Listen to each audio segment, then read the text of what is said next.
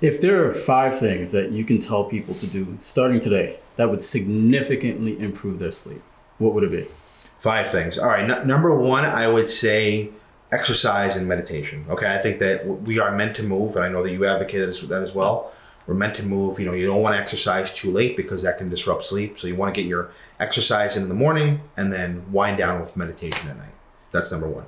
Number two is put away the screens, right? So anything with a screen, a computer, a smartphone, a tablet, even an e-reader in some cases, anything with a screen, what that does is emits blue light, blue frequency light.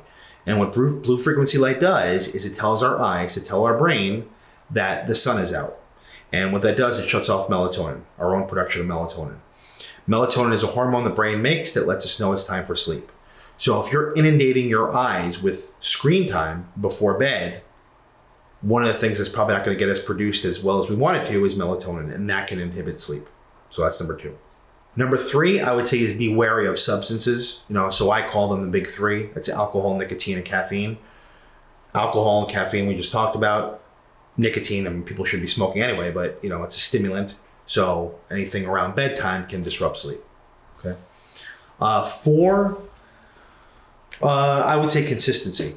Consistency is really key, right? So we want to avoid what we just talked about, where your sleep is all over the place. Your brain needs to know, this is my time for sleep. This is my place for sleep. I have enough time to get my rest. That's really, really important long term. And then number five, I would say that, this is kind of a little bit tongue in cheek, but no sleep problems are cured overnight, right? so it may take work, and in some cases you have to maybe be a little bit more thorough and go get a sleep evaluation or talk to your doctor about it, Yeah. those things. Well, you mentioned melatonin. Right. A lot of people will just say, hey, I'll just go to the pharmacy and grab some over-the-counter melatonin. Right. And there's a lot of I wouldn't even say medical literature, but there's a lot of like internet literature on melatonin. Some people say it's the worst thing. Some people say it's a good thing. What I say is this: it's certainly known to be an antioxidant, which is kind of a good thing. In adults, I take it almost every night myself.